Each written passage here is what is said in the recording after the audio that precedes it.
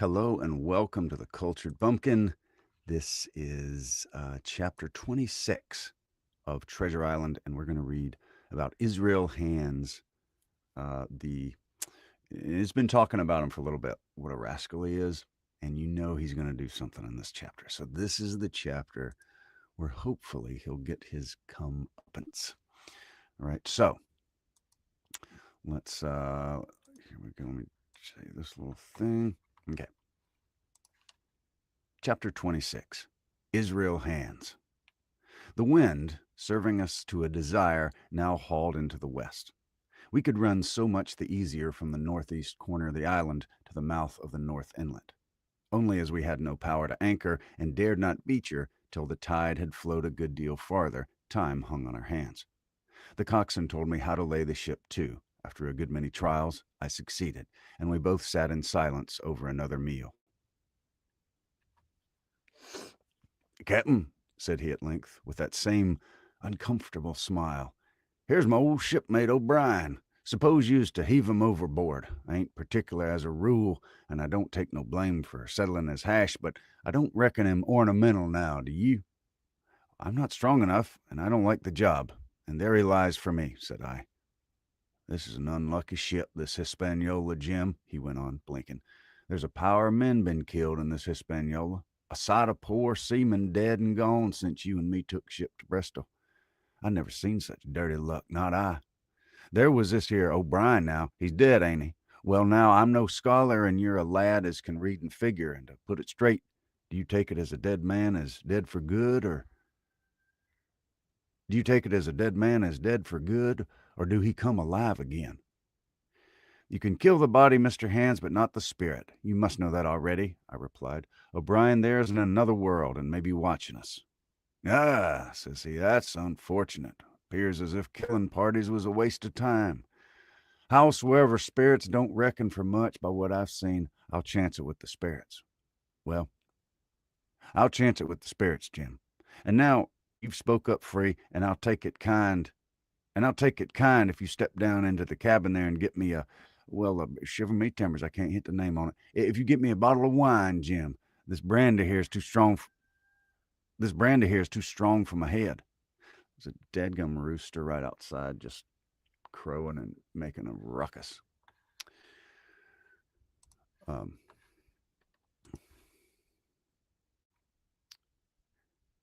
Now, the coxswain's hesitation seemed to be unnatural, and as for the notion of his preferring wine to brandy, I entirely disbelieved it. The whole story was a pretext.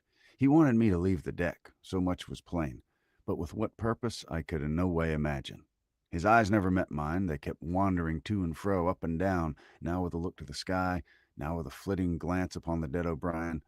All the time he kept smiling and putting his tongue out in the most guilty, embarrassed manner, so that a child could have told that he was bent on some deception. I was prompt with my answer, however, for I saw where my advantage lay, and that with a fellow so densely stupid I could easily conceal my suspicions to the end. "Some wine?" I said. "Far better. Will you have white or red?" "Well, I reckon it's about blessed same to me, shipmate," he replied. "So it's strong and plenty of it. What's the odds?" "All right," I answered. "I'll bring you port, Mr. Hands, but I'll have to dig for it." With that, I scuttled down the companion. With all the noise I could, slipped off my shoes, ran quietly along the sparred gallery, mounted the forecastle ladder, and popped my head out of the fore companion. I knew he would not expect to see me there, yet I took every precaution possible, and certainly the worst of my suspicions proved too true. He had risen from his position to his hands and knees, and though his leg obviously hurt him pretty sharply when he moved, for I could hear him stifle a groan, yet it was a good rattling rate that he trailed himself across the deck. In half a minute he had reached the port scuppers and picked out of a coil of rope a long knife, or rather a short dirk, discolored to the hilt with blood. He looked upon it for a moment, thrusting forth his under jaw, tried the point upon his hand, and then, hastily concealing it in the bosom of his jacket, trundled back again into his old place against the bulwark. This was all that I required to know. Israel could move about. He was now armed, and if he had been so much trouble And if he had been at so much trouble to get rid of me, it was plain that I was meant to be the victim. What he would do afterwards, whether he would try to crawl across the island from North Inlet to camp, excuse me, whether he would try to crawl right across the island from North Inlet to the camp among the swamps, or whether he would fire Long John, or whether he would fire Long Tom, trusting that his own, or whether he would fire Long Tom, trusting that his own comrades might come first to help trusting that his own comrades might come first to help him, was, of course, more than I could say. Yet I felt sure that I could trust him in one point, since in that our interests jumped together, that he was in the disposition of the schooner. And that was in the disposition of the schooner. We both desired to have her stranded safe enough in a sheltered place, and so that when the time came, she could be got off again with as little labor and danger as might be. And until that was done, I considered what my life would certainly be spared. And until that was done, I considered that my life would be and until that was done, I considered that my life would certainly be spared. While I was thus turning the business over in my mind, I had not idle within my body. I had not been idle with my body. I had stolen back to the cabin, slipped once more into my shoes, and laid my hand at random on a bottle of wine, and now, with this for an excuse, I made my reappearance on the deck. Hands lay as I had left him, all fallen together in a bundle, and with his eyelids lowered as though he were too weak to bear the light. He looked up, however, at my coming, knocked the neck off the bottle like a man who had done the same thing often, and took a good swig, with his favorite toast of, "Here's luck." Then he lay quiet for a little, and then pulled out a stick of tobacco, cut him a quid. Pulling out a stick of tobacco, begged me to cut him a quid. "Cut me a junk of that," says he, "for I had no knife and hardly enough strength. So be as I had. Oh, Jim, I reckon I've missed stays. Cut me a quid as it'll likely be the last, for I'm on my long home and no mistake. "Well," said I, "I'll cut you some tobacco, but if I was you and thought myself so badly, I would go to my prayers like a Christian man." "Why?" said he. "Now you tell me why." "Why?" I cried. "You are just asking me now about the dead. You've broken your trust. You've lived in sin and lies and blood. There's a man you killed lying at your feet at this moment, and you ask me why. For God's mercy, Mr. Hands, that's why." I spoke with a little heat, thinking of the bloody dirk he had hidden in his pocket and designed, in his ill thoughts, to end me with. He, for his part, took a great draught of the wine and spoke with the most unusual solemnity. "For 30 years," he said, "I've sailed the seas and seen good and bad, better and worse, fair weather and foul, provisions running out, knives going and whatnot.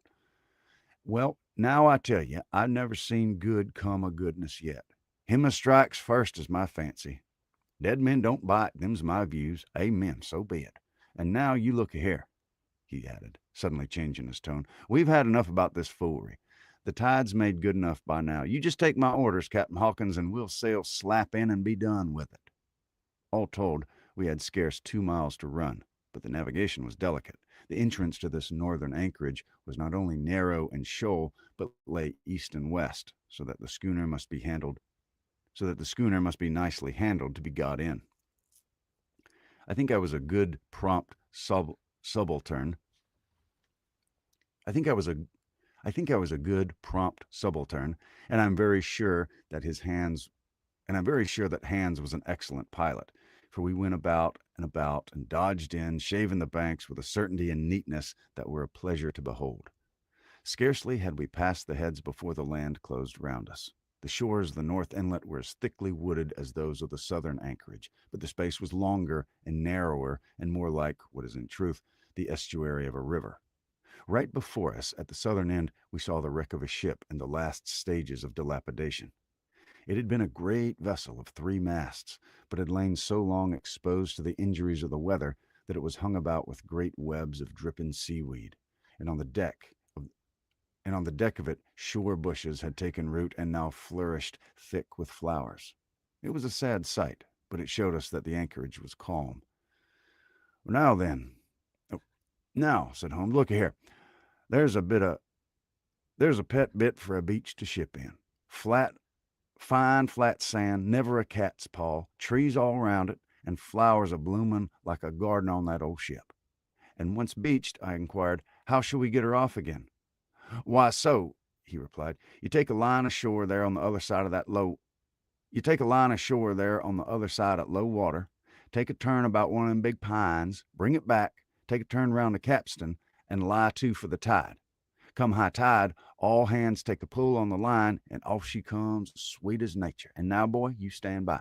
We're about we're near the bit now, and she's too much way on her. Starboard a little. So steady, starboard, larboard a little, steady, steady.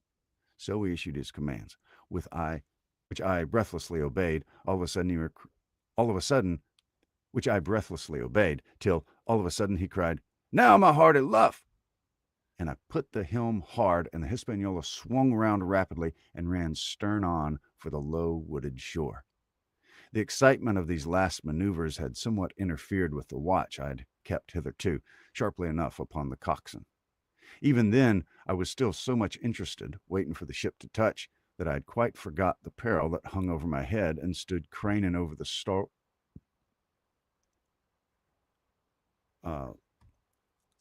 that I had quite forgot the peril that hung over my head and stood craning over the starboard bulwarks and watching the ripples spreading wide before the bows. I might have fallen without a struggle for my life had not a sudden disquietude seized upon me and made me turn my head. Perhaps I had seen a creak or seen a shadow moving in the tail of my eye. Perhaps it was an instinct, like a cat's. But sure enough, when I looked around, there was Hans already halfway towards me with a dirk in his right hand. We must have both cried out. We must have both cried out aloud when our eyes met. But while mine was the shrill cry of terror, his was a roar of fury. His was a roar of fury like a charging bully's. At the same instant, he threw himself forward, and I leaped sideways toward the bows. As I did so, I let go of the tiller, which sprang sharp to leeward, and I think this saved my life, for it struck Hans across the chest and stopped him for a moment, dead. Before he could recover, I was safe out of the corner where he had me trapped, with all the deck to dodge about. Just forward of the mainmast, I stopped, drew a pistol from my pocket, took a cool aim, though he had already turned and was once more coming directly after me, and drew the trigger. The hammer fell, but there followed neither flash nor sound. The priming was useless with seawater. I cursed myself for my neglect. Why had not I long before reprimed and reloaded my only weapons? Then I should not have been as now a mere fleeing sheep before this butcher. Wounded as he was, it was wonderful how fast he could move. His grizzled hair tumbling over his face, and his face itself as a red ensign with his haste and fury. I had no time to try my other pistol, nor indeed such inclination, for I was sure it would be useless. One thing I saw plainly. I must not simply retreat before him, or he would speedily hold me boxed into the bows, as a moment since he had nearly boxed me into the stern. Once so caught, and 9 or 10 inches of the blood-red dirk would be my last experience on this side of eternity. I placed my palms against the mainmast, which was of goodish bigness, and waited, every nerve upon the stretch.